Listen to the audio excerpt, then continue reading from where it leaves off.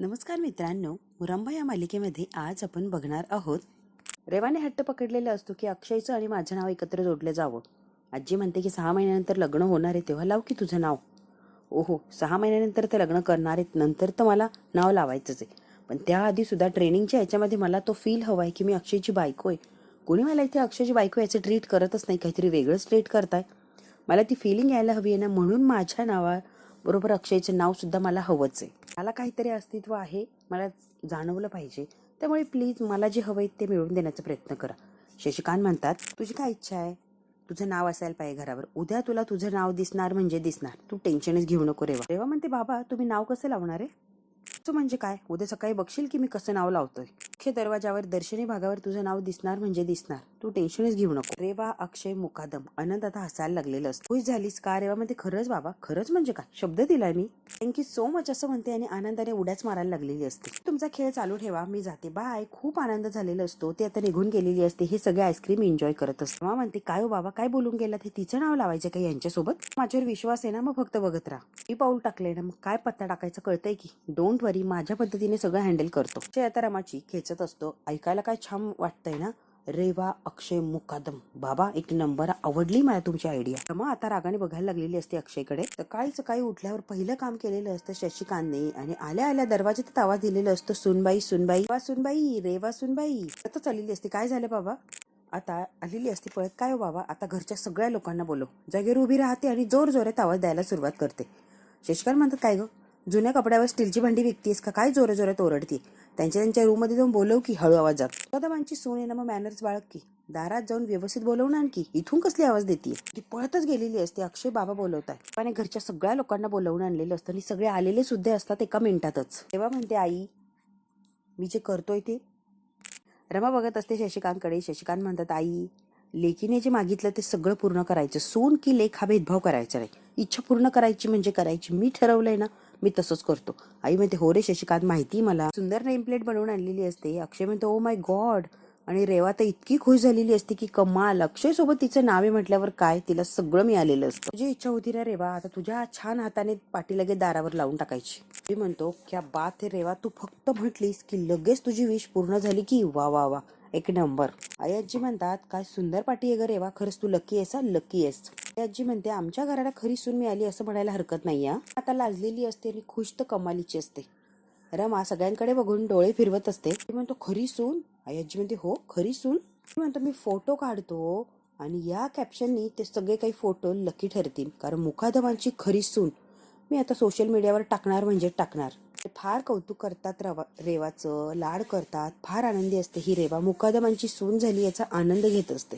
रेवा म्हणते, अक्षय पाठी तर आपण लावायचीच आहे. गृहप्रवेश करायचा का? अक्षय म्हणतो, मग काय, करायला तर लागणारच ना. तेव्हा एक एक डिमांड ठेवत असते आणि तिची डिमांड सगळ्यांकडनं पूर्ण सुद्धा करून घेत असते आणि हे सगळे अलगद तिची डिमांड मान्य करून पूर्ण सुद्धा करत असतात. तिला असं वाटतं की हे सगळे माझ्या जाळ्यात बरोबर अडकलेत. पण ते 6 महिन्यानंतर माप वगैरे ओलांडायचा कार्यक्रम तर करायचा आहे. पण आता सुद्धा ती इच्छा आहे मला. गृहप्रवेश करायची मला फार इच्छा आहे. म्हणजे हाऊस म्हटलं तरी चालेल. सगळे हसत असतात या रेवाला. घरातले फार आनंदी असं दाखवत असतात आणि रेवा म्हणेल तसंच सगळं काही चाललेलं असतं. आता अक्षय आणि रेवा दरवाजात उभं असतात. त्यांचा औक्षण करून गृहप्रवेश करायचा असतो आणि हे करणार असते रमा. रेवाने अक्षयचा हात वगैरे पकडलेला असतो आणि छान थाटात ते आता गृहप्रवेश करणार असते. रमा बघत असते आणि रमाला हसायला येत असतं. रेवा म्हणते, चल की अक्षय. अक्षय म्हणतो, कुठे? हो हो, आलंय की लक्षात, चल की. आता फुलं त्यांच्यावर टाकलेली असतात. त्यांचं स्वागत केलेलं असतं. छान म्हणतात, नवीन सुनबाई तुमचं या घरात स्वागत आहे. अभि बघितलंच ना रे, गोव्याची शांती नाही पण रेवाची क्रांती मात्र आली. आता या जोडप्याचे फोटो वगैरे काढत असते आणि रेवा छान असे पोज सुद्धा देत असते. काका जगातली पहिली सून असेल की गृहप्रवेश करत असताना दारावर आपल्या नावाची पाटी लिहिते. एक नंबर आणि पहिलीच सून असणारा, खूप छान वाटते. शशिकांत म्हणतात, हो ना, मीही तेच म्हणतोय की. अक्षय रेवा छान असे लाजत असतात. छान कार्यक्रम झालेला असतो गृहप्रवेशाचा. म्हणते, अक्षय हसा ना, छान मी फोटो काढतीये ना, छान अशी हसा बरं तुम्ही, छान पोज द्या. तो एवढा हसतो तर याच्यापेक्षा जास्ती पण हसू का? जे म्हणतात गृहप्रवेश तर झालाय बाबा. या घरात मुकादमांची सून म्हणून साखरेसारखं विरघळून जायचं. या घरात मुकादमांची सून म्हणून कितवा आजी मोजायला लागलेली असते. अक्षयने किती वेळा गृहप्रवेश केला. हे जाऊ दे, लक्ष द्यायला नको, आपण दुसरा विषय काढूया. नवीन गृहप्रवेशाबद्दल अभिनंदन, दोघांचंही खूप खूप अभिनंदन. ते असा काय हसत असतो, बापरे, जबरदस्तीने हसत असतो पण खूप हसत असतो. आजी म्हणते, हा आनंद आपल्याला साजरा करायचा आहे म्हणजे करायचा आहे. अभि म्हणतो, वेलकम वेलकम. मुकादमांच्या चक्रव्यूहामध्ये म्हणजे चक्रम लोकांमध्ये तुझं स्वागत आहे. अख्खं कुटुंबच चक्रम आहे ग जरा. आता आरोही म्हणते आई किती लकी बघ की, एक बाबा आणि 2 आई मिळाल्यात. ही म्हणते रेवा आई किती छान दिसते, किती केवढी दिसते बघ की. तिच्याकडे फक्त जादूची छडी नाही, बाकी सगळे तिच्याकडे. म्हणते जा पटकन झाडू घेऊन ये, तिच्या हातात देऊया आपण. जा पटकन. म्हणते कसं आहे ना बाबा, घरच्या लक्ष्मीच्या हातात असतो ना आणि तो गरजेचा आहे, म्हणून म्हटलं मी. जी म्हणते तिथेच उभा राहणार एका दारात ताटकळत, आतमध्ये येणार नाहीयेत का? म्हणतात लक्ष्मी या आतमध्ये या. गृहप्रवेशानंतर दारात उभं राहणं चांगलं नसतं, आतमध्ये या, चला चला. मी म्हणतो हे काय नवीन आहे काका? नवीन अंधश्रद्धा आहे रे, छान आहे ना. अक्षय रेवा आतमध्ये आलेले असतात, ते गेलेलेही असतात आत, पण रमाच्या चेहऱ्यावरचा आनंद गेलेला असतो आणि ती त्या दारावर लावलेल्या पाटीकडे बघत असते. कुठेतरी इनसिक्युअर असं व्हायला लागलेलं असतं, तिला भीती वाटत असते. ही रेवा काहीही मागणी करते आणि आमच्याकडून ती पुरवून घेतेच. रेवाला माहिती नाहीये पाटीवर नाव करून कोणी घराची मालकीन होत नसतं. रेवा घराचा उमरा जेव्हा ओलांडतो ना तेव्हा तो वाकून ओलांडायचा असतो, असं ताट मानेने नाही ग. कसा ओलांडायचा हे तुला मुकादमांची रमा शिकवणार. Welcome welcome Reva. आता रेवा लगेच जिमचे कपडे वगैरे घालते आणि लगेच निघालेली असते. अगं जिम करून येते ना थोडंसं. रेवा अगदी बरोबर, जिम करणं हे आरोग्यासाठी चांगलंच आहे आणि केलीच पाहिजे प्रत्येकाने. पण कसं आहे ना, मुकादमांच्या सुन्यांची गणिती थोडी वेगळी आहेत. या वेळेला काय प्रॉब्लेम आहे? अगं रेवा उंबरठा 5 वाजता स्वच्छ धुवायचं असतो, एवढं करून झालं की जिमला जा, काहीच प्रॉब्लेम नाहीये. रेवाच्या हातामध्ये कचरा काढण्यासाठी टोकरी दिलेली असते, सुपली दिलेली असते, झाडू दिलेला असतो. तू आधी सगळी साफसफाई कर, उमरा स्वच्छ धु आणि मग जिमला जा की. उंबरठ्यावरूनच घरात सुख शांती येते ना, मग तो आधी स्वच्छ करायचा, मग सगळं त्याच्याबरोबर येतच बघ. कडा रांगोळी करणं हे काम नाहीच आहे. ज्या लक्ष्मीची जबाबदारी, मुकादमांच्या घरची लक्ष्मी कोण आहे? तूच येणार रेवा. मग सगळी जबाबदारी तुझी आली की सगळं तुझ्या हातून व्हायला हवं या रेवा. ही सगळी कामं करायची आणि मग हवं तेवढा वेळ तू जिमला जाऊ शकते. तेव्हा रमाकडे बघते आणि म्हणते काय ग, मी उंबरठा धुवायचा, सडा रांगोळी काढायची. वा मी सोने, मग हो सुनेचं कर्तव्य येते आणि तुला करायला लागणार आहे रेवा. घरच्या सुनेनेच करायचं असतं हे. त्यावेळेला मी जिम करत असते. रमा म्हणते हो हो करायलाच पाहिजे, त्याबद्दल वादच नाही ग, पण आता घरातली जबाबदारी, सुनेचं कर्तव्य सुद्धा करायला पाहिजे की नाही तू? आता रेवा सून आहे तू मुकादमांची. काढून काढताना जो व्यायाम होणार ना, पोटांचे स्नायू आहे ना जास्ती टोन होतील. पोटांचे स्नायू तू झाडून तर काढ, तुला जिमला जायची सुद्धा गरज पडणार नाही. इतकं तुझं शरीर सगळं फ्लेक्झिबल होऊन जाणार. तुला अगं कामाला योगाचा ऑनलाईन क्लास आहे ना, तेवढा करायला लागणार. मला असा राग आलेला असतो की या रमाने तिला जिमला जाऊ दिलेलं नसतं, तेव्हा फार असा राग आलेला असतो, पण आता करणार काय. रमा थोडीशी लांब जाते आणि मग रेवाकडे बघत असते की रेवाचं चाललंय काय, तिची ऍक्शन रिॲक्शन काय. तिला भयंकर अशी चीड आलेली असते, राग आलेला असतो की ही रमा करते तरी काय. मग आता स्वतः भांडी घालून बसलेली असते आणि रेवाला म्हणते कर, झाडून पुसून कर एकदा, मग छान वाटेल. फ्रेश उंबरठा धुवून त्याच्यावर रांगोळी टाक, अजूनच छान वाटणार आणि एका सुरेचं कर्तव्य केल्याचं फील तुला येईल. आता रेवा बिचारी जो जिमला जाण्याचा ड्रेस घातलेला असतो तो काढलेला असतो, छान अशी साडी नेसलेली असते आणि पूर्ण अंगण साफ करायला लागलेली असते. रमा मस्तपैकी हाताची घडी घालून हे सगळं काही बघत असते. त्याला झाडून काढायला लावलेलं असतं, आता पाणी मारत असते. आता पाणी वगैरे मारलं की रांगोळी काढायची. रेवाने सडा वगैरे टाकलेला असतो, आता रांगोळी काढायची असते. रेवाला रांगोळी काढता येत नसते, रांगोळी अशी सगळीकडे पांगवत असते. रमा म्हणते रांगोळी अशी नसती काढायची, कशी रांगोळी काढायची मी तुला सांगते. स्वतः रमा रांगोळी काढत असते आणि रेवाला शिकवत असते की अशी रांगोळी काढायची असते, लक्ष दे. प्रत्येक गोष्ट मन लावून शिकण्यासाठी तयारच असते ही रेवा. काहीही करून मुकादमांची बेस्ट सून व्हायचं असतं, त्यासाठी कोणतंही काय काम सांगितलं तरी पण ती करायला तयार असते, अगदी एका पायावर. आणि रमा हे सगळं काही मुद्दाम करत असते तिची जिरवण्यासाठी. तिला इतकं काम लावायचं, इतकं परेशान करायचं की ती पळूनच गेली पाहिजे. रेवा सुद्धा खूप हट्टी असते, तिला इतकं काम लावत असतात तरी सुद्धा काय अजून ती जागेवरची हल्लेली नसते आणि मुकादमांच्या घरी उभीच असते. आता मात्र रमा हळूहळू कामांचा स्पीड वाढवणार असते आणि रेवाला अगदी सळो की पळो करून सोडणार असते. कारण तिने ठरवलेलं असतं 6 महिन्यात अशी काय रेवाची हालत करायची की अक्षयची बायको होण्याचं स्वप्नच लांब पडून गेलं पाहिजे. आणि सगळ्यात महत्त्वाचं 6 महिन्यानंतर लग्न करायचं असतं.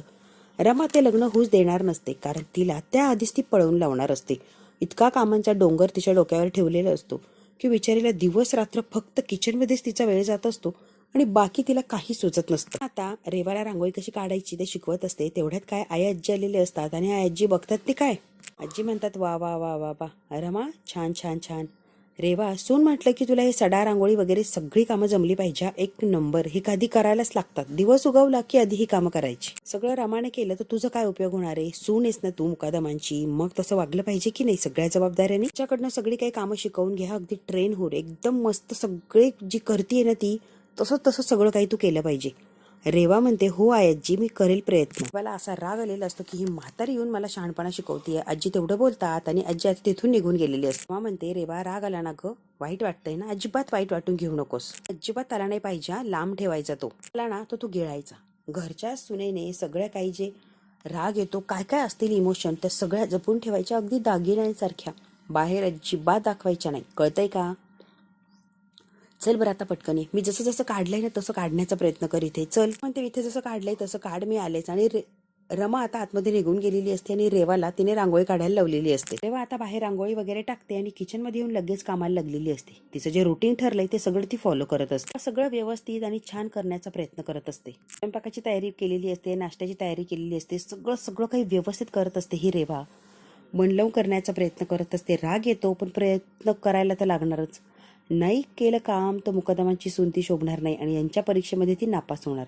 आणि रेवाला काहीही करून पास व्हायचं असतं, कारण रेवाला फक्त आणि फक्त अक्षय मिळवायचं असतं कोणत्याही परिस्थितीत. त्यासाठी रेवा काहीही करायला तयार असते. इतकं सारं काम तिला सांगितलेलं असतं तरी सुद्धा ती काम करते, कारण तिला एक सुद्धा चान्स सोडायचा नसतो की अक्षय मायापासून लांब गेला तर करू काय. अक्षयला मिळवणं तिचं स्वप्न असतं, ध्येय असतं. काहीही करून त्या अक्षयला मिळवायचं म्हणजे मिळवायचं. रमा आणि अक्षयची जोडी फोडायची, रमाला वेगळं करायचं आणि अक्षय कायमचा माझा झाला पाहिजे, हा हेतू असतो रेवाचा. त्यासाठी ती काहीही करायला, कितीही धडपड करायला तयार असते आणि ती पूर्ण करतच असते. तिला जे काम सांगितलं ते अगदी मनापासून ती करण्याचा प्रयत्न करते, कारण तिला कोणत्याही परिस्थितीत अक्षयला सोडायचं नसतं. अक्षय तिला काहीही करून हा मिळवायचा असतो म्हणजे असतोच. त्यासाठी ती काहीही करत असते. आता रेवा पहाटे उठल्यापासनं जिमला न जाता घरातली कामं करायला सुरुवात करते आणि रमा ती तिला करायलाच लावते. स्वतः तिथे बसते आणि सगळी काही कामं तिच्याकडून करून घेत असते. आता रेवाला एकदा सांगितलं की परत सांगायची गरज नसते, कारण तिला काहीही करून परीक्षा ही पासच करायची असते. त्यासाठी ती मन लावून काम करण्याचा प्रयत्न करत असते आणि रमा तिच्या डोक्यावर तर असतेच, त्यामुळे व्यवस्थित सगळं काही काम होत असतं. वगैरे करून ठेवते आणि म्हणत असते की घरात एकट्या माणसाने सगळ्या माणसांची कामं कशी करायची, एवढी सगळी माणसं आणि एवढ्यांची कामं मला एकटीलाच करायला लागतात. पण नाही, करायला तर लागणारच ना. त्या लोकांना आपापल्या कामांची जाणीव नाही का? आपापली कामं त्या लोकांना करता येत नाही का? सगळी कामं कशी दुसऱ्यांनी करायची? 2 दिवसात अगदी ही थकलेली असते. कोल्ड्रिंक प्यायची इच्छा झाली, मला कोल्ड्रिंक प्यायचीच आहे आता.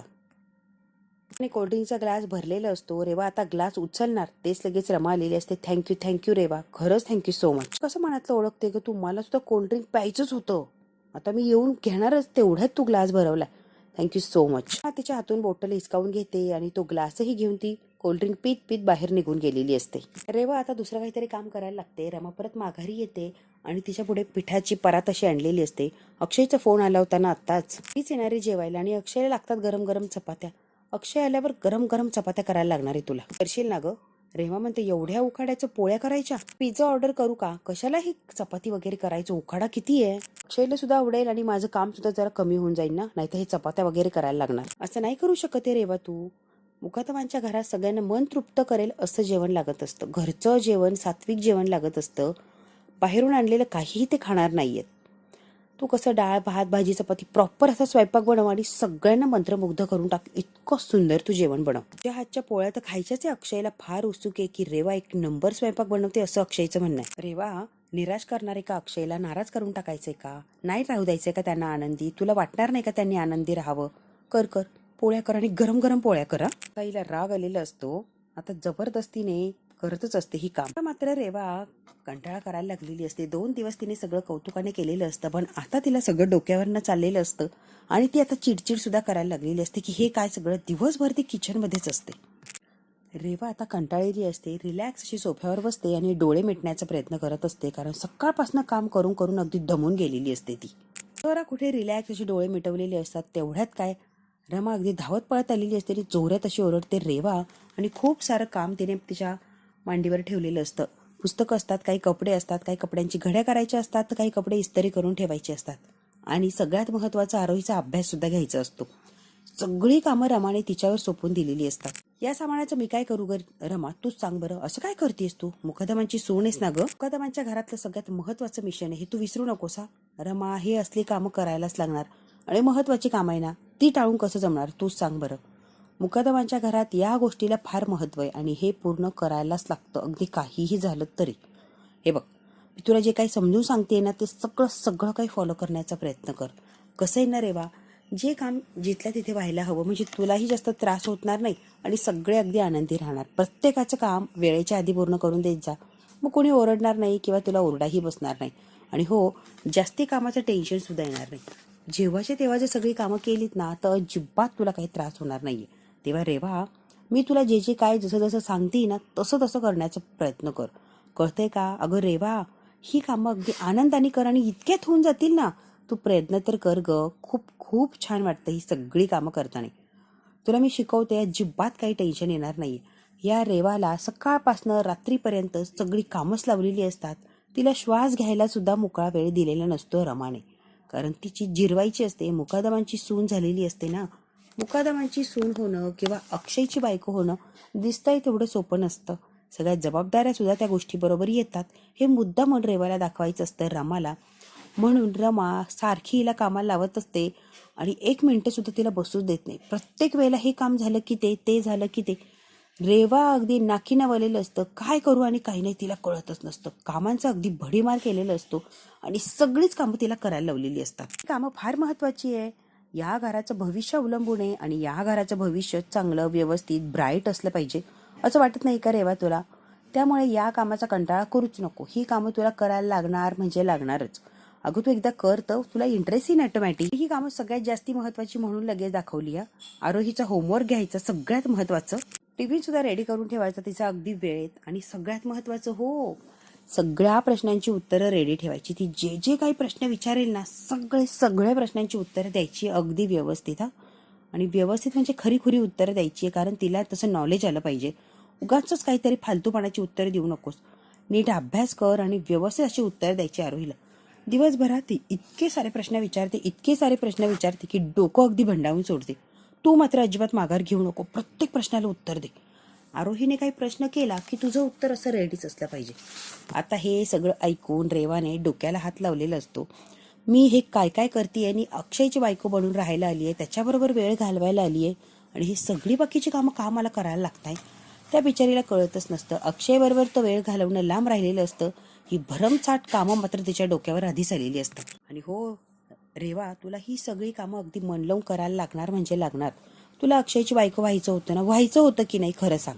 मग ही जबाबदाऱ्या सुद्धा तुला घ्यायला लागणार आहे. तुम्ही का छान अशी पार पाडायची. अगं पण रमा, लाईफ मध्ये कधी होमवर्क केला नाही, आता काय होमवर्क करू? तिचं होमवर्क घेत बसू असं कसं बोलतीये? जबाबदारी आहे ती पार पाडायला लागणार ना. जशी माझी मुलगी आहे तशी तुझी आणि अक्षयची आहे की नाही? आहे की नाही तूच सांग. मग आई म्हणून ती कर्तव्य आहे की नाही तुझं? अक्षयची बायको, या घरची सून व्हायचं होतं ना, मग आईची जबाबदारी पार पाडावीच लागणार. देवाच्या हातात काम दिलेलं असतं आणि माझी पार्लरमध्ये जायची वेळ झाली म्हणून आता रमा निघून जाते. बघत असते तो टिफिन, तिचे ते बुक, होमवर्क करायचं सगळं बघून तिचं डोकं अगदी भनभन करायला लागतं. पेक्षा जेलचं आयुष्य बरं होतं, रिलॅक्स. आता लांबून बघत असते ही सगळं काही. दारावरच्या पाठीकडे बघून रमा आता विचार करायला लागलेली असते. शिकांत येतात आणि रमा विचार करते त्या पाठीकडे बघून. हे त्यांच्या लक्षात आलेलं असतं. काय ग एवढी काय पाठीकडे एकटक बघतीये? हो कळालं, माझ्या पोरीच्या मनातलं दुःख कळालं. शशिकांत म्हणते माझ्या घरच्या नावावर किंवा घरावर माझा अधिकार आहे, फक्त दुसऱ्या कोणाचाच नाही. जे लिहिलेलं असतं ते नुसतं चिटकवलेलं असतं. टिचकी मारली की ते रेवाचं नाव उडून गेलेलं असतं. बाबा तुम्ही हे काय केलं? अगं सहज टिचकी मारली की उडालं की त्याचं नाव तर भंगाराचे. बाबा हळूच ती ऐकेल. बघितलं तर भूकंप येईल. म्हणतात तिच्या लक्षात यायच्या आधी क्राईम सीन पासून पळ काढूया. तर शशिकांत पळतच चाललेले असतात, कारण तिने बघितलं की माझे नाव उडवलंय तर तिला वाईट वाटणार म्हणून तो पळून चाललेला असतो. आता हा भाग इथेच संपतो. पुढच्या भागात काय होणार आपण अगदी थोडक्यात बघू. रेवा आता किचन मध्ये काम करत असते आणि रमा गुपचूप चाललेली असते अक्षयच्या रूम मध्ये. ही इकडे कुठे चालली? अक्षयला भेटायला तर नसेल चालली ना? आता रेवाच्या मनात शंका सुरू होते. मला बघायलाच लागणार ही रमा इकडे काय करते. दोघे मला फसवत तर नाहीये ना? ही बरोबर तिच्या मागे गेलेली असते आणि त्यांचं काय चाललंय काय नाही त्याच्याकडे लक्ष देत असते. इकडे तिकडे बघते रेवा आणि बरोबर रमाचा पाठलाग करत करत ती अक्षयच्या रूम पर्यंत गेलेली असते आणि रमा सुद्धा अक्षयच्या रूम मध्येच गेलेली असते. म्हणत असते छान वाटतंय ना, तिच्याबरोबर नाव जोडले. काय म्हणालात? रेवा अक्षय मुकादम, फार छान फील येते. वा वा वा. आता हिचा पाठलाग करत करत रेवा बरोबर अक्षयच्या बेडरूम पर्यंत येऊन पोहोचलेली असते. आता अक्षय आणि रमा एकमेकांच्या गळ्यात पडलेली असतात. तेवढ्यात काय रेवा आलेली असते आणि रेवा दार उघडून समोर बघणार असते. रेवाला खात्री पटलेली असते की या दोघांचं काहीतरी आहे, म्हणूनच एवढ्या घाईघाईने ही चालली आहे. म्हणून रेवा अगदी मांजरीच्या पावलाने हळूहळू आलेली असते. अक्षयच्या बेडरूमचा दरवाजा उघडणार आणि समोर बघणार तो भयानक प्रकार की रमा आणि अक्षय एकमेकांच्या गळ्यात पडलेले आहेत आणि रेवाला काहीच माहित नसतं. जेव्हा ती समोर बघते तेव्हा तिला धक्का बसणार. रेवा जेव्हा खरोखर दार उघडते, जेव्हा रेवाने जो विचार केलेला असतो अगदी तसं आणि तसंच चित्र समोर असतं. तिने इमॅजिनच केलेलं असतं की ही रमा गुपचूप भेटायला चालली अक्षयला आणि हिचं काहीतरी चाललंय. काळा बाजार यांचा काहीतरी चाललाय. काय चाललाय काय नाही हे रेवाला बघायचं असतं स्वतःच्या डोळ्याने, एकदा खात्री करून घ्यायची असती. रमा अक्षय खरंच चांगलं वागताय की ते मायचे नाटक करताय. आणि जेव्हा रेवा पळत येऊन अक्षयच्या बेडरूमचा दरवाजा उघडते, मागचा पुढचा काही विचार न करता तिच्या पायाखालची जमीन सरकलेली असते. रमा आणि अक्षय एकमेकांच्या मिठीत असतात आणि दोघेही फार खुश असतात. आता रमाच्या तळपायाच्या मस्तकात गेलेली असते, कारण तिने अक्षय माझा नवरा ही स्वीकारलेलं असतं, समजून घेतलेलं असतं आणि सगळ्यांच्या समोर त्याला नवरा सुद्धा मानत असते. आणि रमा कुठेच नाही असं दाखवत असते, तरी सुद्धा येऊन ती अक्षयच्या गळ्यात पडली हे रेवाला अजिबात सहन होत नाही. बघू आता रेवा या सगळ्या प्रसंगावर किंवा समोर जे दिसतंय या सगळ्यावर काय उत्तर देणार आणि रेवा सुद्धा काय काय प्रश्न विचारणार. बघू आता रेवाला धक्का बसलाय, त्या धक्क्यातून रेवा कशी सावरणार आणि रमा ही सगळी सावर कशी करणार. सगळं काही खोटंही वगैरे काहीतरी कारण ती कशी देते आणि काय देते हे बघायचं असेल मित्रांनो, तर बघायला लागणार आपल्याला पुढचा भाग. हा भाग इथेच संपतोय. व्हिडिओ आवडल्यास लाईक, शेअर, सबस्क्राईब नक्की करा. धन्यवाद मित्रांनो.